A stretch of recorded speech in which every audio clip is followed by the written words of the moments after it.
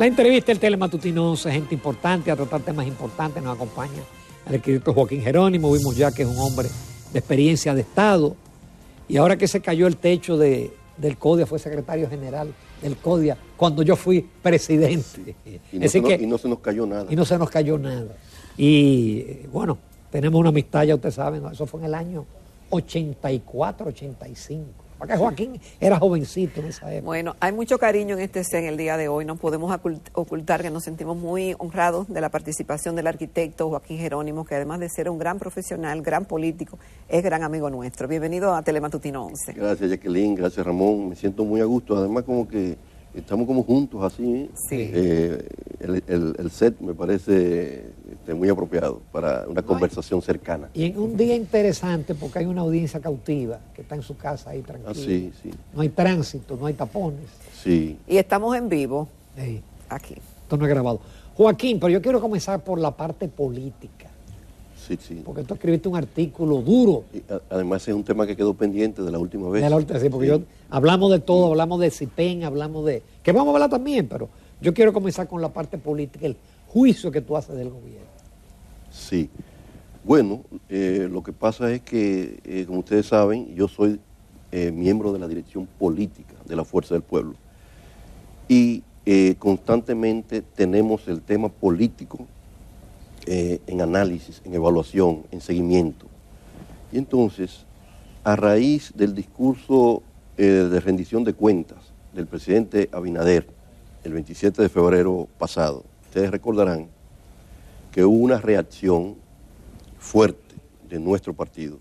De hecho, hubo una especie de fijación de posición en términos de enfrentamiento al gobierno y de declaración de una línea clara y firme de oposición como partido mayoritario. Como partido mayoritario tenemos que ejercer ese rol. Y fue tanto así que publicamos un comunicado en la prensa nacional, única vez que la Fuerza del Pueblo ha publicado en espacio pagado un comunicado. Y ese comunicado estuvo timbrado con el título PRM, un gobierno de improvisación, un gobierno de abandono de los pobres y de promesas incumplidas. Eso es lo que define este gobierno. Y eso es lo que ha provocado que a partir de, desde el inicio de este año, la popularidad del presidente Abinader ha venido en picada y el cuestionamiento a su gestión de gobierno cada vez mayor. Y eso es lo que ha provocado también que nuestro partido vaya emergiendo ya como un partido de clara vocación de poder, con posibilidades reales de ganar las próximas elecciones. Y no solamente el partido, que va a un ritmo más lento del esperado por nosotros, aunque sí esté avanzando suficiente en función del tiempo que tiene de haber sido creado, que apenas 3 años, sino la candidatura del presidente, la eventual candidatura presidencial del expresidente Fernández, nuestro líder, lleva un auge extraordinario, por una razón muy simple. Como decía, si crece la desconfianza de la gente en el gobierno y en el presidente Abinader, si hay un cuestionamiento creciente a su gestión, al extremo de que prácticamente un 57 al 60% de la población, en todas las mediciones que se han hecho últimamente, señala que el país va por mal camino y califica de mala o muy mala la gestión del presidente Abinader. Siendo así, obviamente, el pueblo lo que hace es mirar hacia la última referencia positiva. ¿Y cuál es la última referencia positiva? Los gobiernos del presidente Fernández, los gobiernos que le dieron estabilidad, progreso, desarrollo, crecimiento, modernidad al país.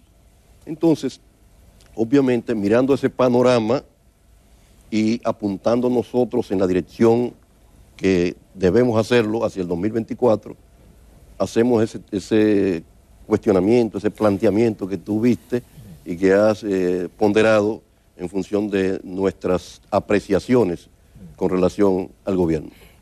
Arquitecto, ¿y no es un poco quizás drástico todos esos calificativos a la gestión del gobierno de Luis Abinader, en el sentido de que le ha tocado gobernar al país en situaciones muy adversas? Primero, encuentra al país endeudado. Segundo, una pandemia fuerte que frenó la economía, paralizó el país y el mundo por un periodo no visto en décadas. El tercero, le viene una crisis del tema de la guerra, la falta de commodities, el tema de los contenedores, de falta de materia prima. Todo esto, bueno, es difícil para cualquier gobernante navegar con eso, el precio de los combustibles. Los gobiernos del doctor Fernández tuvieron alto precio, pero tuvieron a Petrocaribe, tuvieron el acuerdo de San José, pero ahora el gobierno está a mano pelada haciendo frente a esta crisis. Entonces, no sea un poco dramático en decir que este gobierno no cumple tomando en cuenta esos factores. Bueno, Jacqueline, lo que ocurre es que cuando un presidente, un candidato se lanza a buscar la presidencia y la logra, justamente es para resolver los problemas, y los problemas existen. Existe el problema del endeudamiento, existía la pandemia, incluso antes de llegar, llegó con la pandemia ya de meses. Existían todos los problemas que usted ha mencionado, salvo la guerra que surgió después. Entonces, el tema es que no ha habido respuesta adecuada, no hay respuesta para los problemas que genera la crisis, y ese es el principal mal que tiene el gobierno, que le cuesta aceptar que hay una crisis de características verdaderamente peligrosas para el mundo y para el país. La CEPAL en una publicación que hizo recientemente señala los grandes riesgos a que se expone América Latina de cara a los próximos 2 años por efecto de la pospandemia y la guerra, la inflación mundial, la crisis de los commodities y del combustible. Y yo le sumo el tema de la violencia y de la delincuencia, que también es parte del mal manejo del gobierno. Es que no ha habido forma de enfrentar adecuadamente la crisis. Por eso es que la gente está mirando hacia un líder maduro, un líder en condiciones de dar respuestas a la crisis. Fíjate, tú hablas del endeudamiento.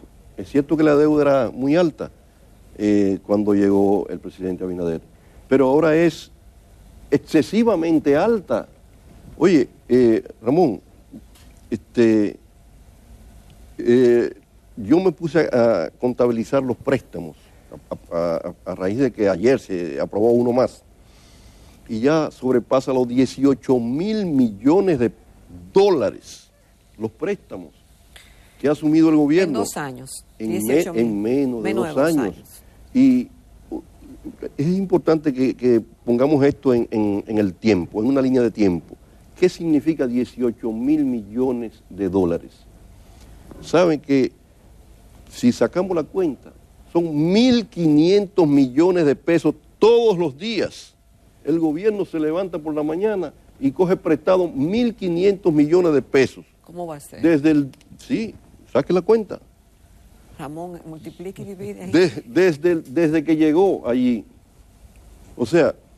bueno, pero tenía el tema de la pandemia, los gastos... Muy bien, pero se le ha ido la mano, Ramón. Y de hecho,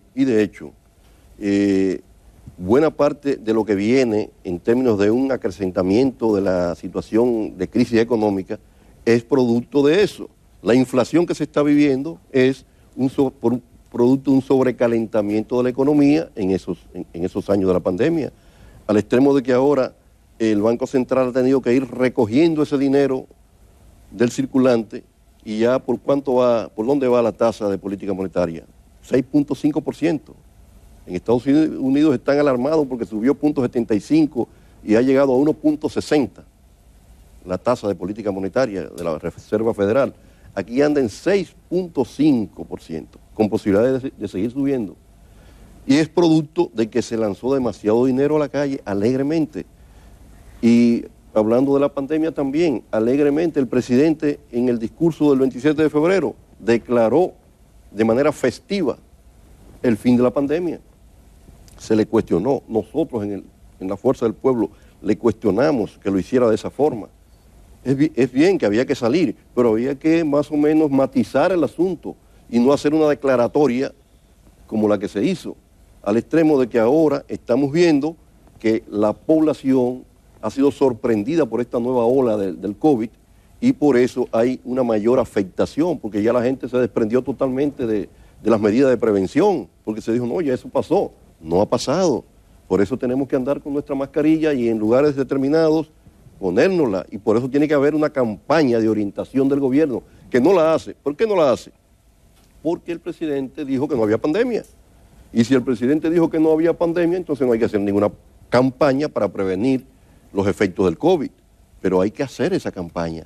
Hay que orientar a la gente, porque si no puede haber consecuencias muy lamentables.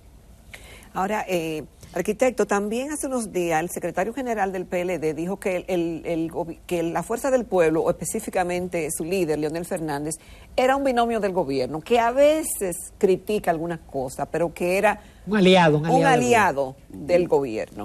¿Qué opinión le merecen a usted esas declaraciones? Bueno, y ya usted ha visto cómo yo me he pronunciado aquí, que hasta usted me ha dicho que no sea tan duro. Y yo soy suave comparado con lo que dice el presidente Fernández, porque el presidente Fernández la última vez que habló, el domingo pasado, dijo, es que no saben gobernar y es para afuera que van. Eso fue lo que dijo. O sea, muy prematuro, ¿verdad? Porque todavía le quedan más de 2 años. Pero hoy dice una encuesta, pero van en esa dirección. Arquitecto, que tiene uno de los principales periódicos, no menciona cuál fue la encuestadora, Ramón, tú no sé si la tienes, de que dice que el PRM y la Fuerza del Pueblo son los dos partidos preferidos para las elecciones del 2024. Sí. ¿Cómo reciben ustedes ese dato? ¿Sabían que era así? Sí, claro, es así. Eso se está perfilando. Fíjese, en estos momentos estamos muy lejos de las elecciones y no se pueden hacer cálculos de porcentajes y demás porque los escenarios van a cambiar. Lo que sí se puede ver claramente, son las tendencias. ¿Cuáles son las tendencias? Las tendencias son de que hay un gobierno que va cada vez más en descrédito, una crisis económica mal manejada por el gobierno que corroe la popularidad del presidente Abinader, al extremo de que ellos mismos tratan de incluso modificar las condiciones bajo las cuales se van a celebrar las elecciones. Hablan de modificar la Constitución para que se rebaje el 50+1 y se lleve a 40% o 45% para ganar en primera vuelta. ¿Por qué? Porque ellos saben que no tienen posibilidad ninguna de alcanzar el 50%. O sea, la tendencia se ve clara de que desde el gobierno no hay posibilidad de una reelección con votación de primera vuelta. Joaquín, y dependiendo del candidato del PLD, porque yo recientemente estaba en las redes de un comunicador muy conocido que es una especie de vocero de Danilo Medina, y él decía, bueno, hay una encuesta en donde se balotean a Abinader, Leonel y Abel Martínez. En esa encuesta, 42 Abinader, 34 Leonel o 35 y entonces Abel 16. Pero si la que es candidata es Margarita, entonces Abinader sigue en 42, Margarita 28 y Leonel en 25. Yo me río porque un cambio así tan fuerte sí. La simpatía del electorado. Por eso te tiro la pregunta. ¿Sí? Sí. Y porque también dijo Mariotti que el que gane en octubre va a ser el próximo presidente. Sí. Bueno, por eso le hablaba de las tendencias. Le dije la primera tendencia, que está clara, de que desde el gobierno no hay posibilidad de sumar números para llegar al 50%. Al contrario, ya andan rondando el 40%. Pero al día de hoy sigue arriba. Sí, están en primer lugar, pero hacia abajo. Hacia abajo ya sin posibilidad de llegar al 50% y buscando el 40% y menos. Porque hay un techo, o más bien un techo dado por el nivel de rechazo a la ejecutoria del gobierno, que estamos hablando del 57%. Ya de entrada, lo que le sale son 43%. Bueno, pero entonces hablemos de la otra tendencia, la que señalas, la del PLD. Allí tienen el problema de definir una candidatura, pero en todos los escenarios que se mide, esa tendencia los ubica por debajo de un 20%, o cercanamente un poco hacia arriba del 20%. En cualquier escenario, sea con una o sea con otro. Entonces, esa es una clara tendencia. Y la otra tendencia es el crecimiento permanente del Partido Nuevo, el Partido de la Esperanza, ya así señalado por la gente, la fuerza del pueblo, que la fuerza del pueblo es su propia fuerza, que le está dando esa posibilidad de crecimiento permanente y la valoración que tiene su líder, el presidente Fernández, en el electorado, que va mucho más allá del crecimiento que ha ganado el partido, porque ya las mediciones alrededor de Leonel lo sitúan siempre sobre el 30%, siempre sobre el 30%. Y yo le digo esto, no en función de lo que sale publicado, a cada rato sale una encuesta de esas que se hacen por ahí, sino que nosotros estamos trabajando el tema con asesores internacionales, extranjeros, con compañías, con empresas de consultores de alto prestigio, que me voy a reservar. A mí me mostraron. ¿Tú conoces algo? Sí, yo sé. Yo me reservo dar mayor información, pero son empresas de Norteamérica, de Estados Unidos y de Europa, que están comprometidas con este proyecto, están haciendo estudios permanentes. Venimos ahora de la Florida, donde participamos con el presidente Fernández en una serie de actividades políticas y de la Fundación Global, y allí tuvimos una reunión con uno de los grupos asesores. En Nueva York habrá otra reunión, hay un seguimiento permanente y los datos que nosotros estamos mirando señalan claramente que de cara a las elecciones de 2024, el presidente Fernández se perfila con ser el próximo presidente de la República. Vamos a una pausa, Joaquín Jerónimo, agotada la parte política, vamos a ver, porque hay otros temas de interés aparte de la política, que son políticas como quiera, pero tienen otro matiz. Volvemos en unos minutos.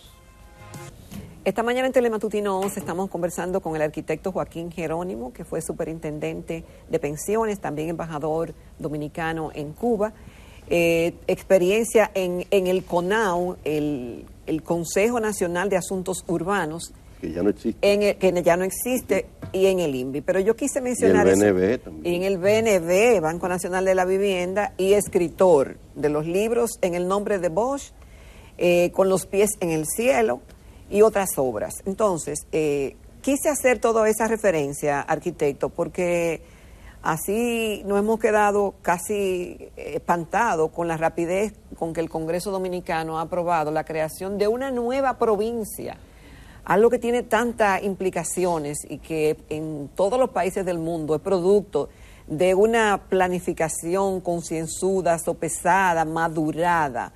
Y aquí de repente una provincia número 33, la provincia Ramón Matías Mella.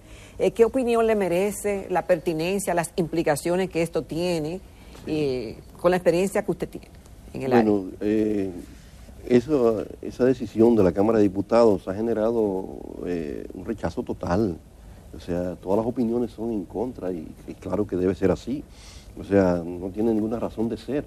Yo escuché al promotor principal, Tonti Rutinel, con una, yo diría que una pachotada, de verdad, decir que bueno, yo creo que eso debe ser, porque además yo quiero que sea, porque yo voy a ser el único que ha creado dos provincias y me gustaría que por lo menos le pongan el nombre a uno de los municipios, le pongan Tonti Rutinel. Cosas así, o sea, ya con eso es para descalificarlo. Yo me imagino que cuando eso vaya al Senado deberá... Pero su partido, los legisladores, hicieron causa común. Lo que pasa es que los legisladores tienen un espíritu de cuerpo, ellos actúan a veces como sindicato y entonces defienden sus intereses, digamos, Joaquín, particulares. Tú fuiste embajador en Cuba. Cuba es 2.2 veces nuestro territorio, creo que tiene 15 provincias. Sí, así es, y bueno, y hay otros ejemplos. Y Costa Rica tiene 6. Sí, no debe ser, o sea, ya son demasiadas. Además, no tiene ningún sentido en términos de beneficio para la población, porque la unidad política de actuación directa es el municipio. Exactamente. Es el municipio. Ahí es donde se realiza la expresión democrática y la relación del pueblo con sus autoridades y donde se ejecuta el presupuesto. En la provincia no se hace nada, no tiene ningún valor. Entonces, incluso los municipios también a veces hay un proceso de elevación de territorios a municipios que se hace de manera muy alegre también a veces. Y de parajes a distritos municipales. Son 358 distritos municipales aspirando a municipios y 158 municipios, algunos aspirando a provincias. Así es. Increíble. Joaquín, yéndonos también al tema de las pensiones y de la discusión de la supuesta reforma de la seguridad social, que es el tipo de reforma que se habla mucho pero que no avanza. Y hay mucha preocupación con el tema de las pensiones, de lo que le va a tocar a un trabajador cuando se retire. Y tú fuiste superintendente de pensiones, se cuestiona las excesivas ganancias de la AFP. Sí. Bueno, pero también pensaba que ibas a hablar de la última resolución del Consejo Nacional de la Seguridad Social. Vamos a aprovechar, que fue en beneficio de los afiliados y que el gobierno lo ha vendido como una gran reivindicación y una medida de apoyo a la clase trabajadora. En verdad, ha sido justo lo que se ha hecho, pero es simplemente una pequeña acción ante la presión enorme que hay de parte de la población en sentido general por lo nocivo que ha sido el sistema de pensiones privadas con las AFP para los trabajadores afiliados. Lo que se aprobó fue que en la ley 8701 se estableció originalmente que aquellos afiliados que al momento de iniciar el sistema en el 2003 tenían 45 años de edad o más, como no iban a tener tiempo de acumular las 360 cuotas, no iban a tener tiempo de tener dinero para una pensión, al final, después de los 60 años, y una vez dejaran de cotizar, se le iba a devolver la totalidad. Eso me tocó a mí, porque yo tenía ya más de 45 años cuando inició el sistema. Pero ¿qué ocurre? Eso se ha estado aplicando, pero una persona que le faltaban días para cumplir los 45 años, días, meses, prácticamente la misma situación. No se le podía devolver y no había manera de que se le devolviera ese dinero. Entonces la resolución del Consejo flexibiliza un poco. ¿Le da que un año para atrás? Creo que llega en más de 44, creo que dice más de 44. Exactamente, después que tú cumples un año, ya tú vas camino al otro. Sí, exacto. Pero entonces, por ese camino, en esa línea de razonamiento y de justicia social, habrá que ir cada vez descontando más. Porque los de 43 también ya cuando llegan, están prácticamente en la misma situación. Sobre todo, una persona que llegó de 43 años y está desempleada de hace 5 años, a lo mejor la pandemia lo dejó fuera del mercado laboral. Entonces, esa persona debería también ser favorecida. Entonces, tiene que haber un proceso de reforma integral de la ley para corregir problemas que son estructurales y problemas marginales como ese que estamos hablando ahora. Tú decías, bueno, pero eso se ha quedado en el aire, se ha quedado trancado, no hay nada con relación al tema. Se está trabajando mucho, me consta, porque nosotros en nuestro partido creamos una comisión, yo diría que una supercomisión, para tratar este tema de la seguridad social y la necesidad de la reforma. En esa comisión, que la coordina el doctor Rafael Alburquerque, que fue él que dirigió todo el tema de política social del gobierno del presidente Fernández. Sí, y de nuestro código de trabajo. Que tuvo que ver con la puesta en marcha de la ley en el año 2004, porque hay que decir que aunque la ley es del año 2003, quien la pone en marcha y la lleva a nivel que tenía que estar... ¿O del 2001? No. No, bueno, de 2001, pero empezó en pensiones en 2003. 2003. Fue en el gobierno del presidente Fernández. Entonces, está presidida, coordinada por el doctor Alburquerque, está el antiguo superintendente de salud, Fernando Camaño, estoy yo, que fui el superintendente de pensiones, está el senador Bauta Rojas, que es miembro de la comisión del Senado, que está de la comisión bicameral que está manejando el tema.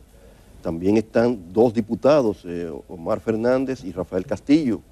Está el compañero Rafael Paz, que manejó mucho el tema cuando estaba como director ejecutivo del CONEP en esos años.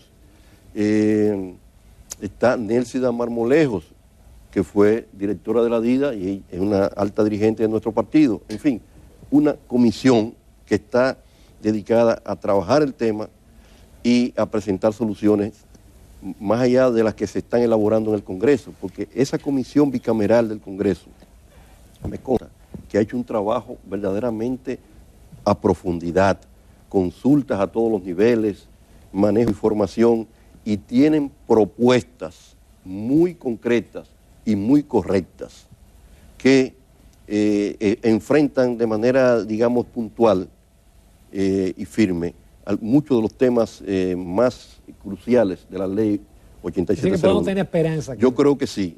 Tenemos que apurar esto para que, digamos, una legislatura próxima pueda introducirse ya el proyecto de reforma.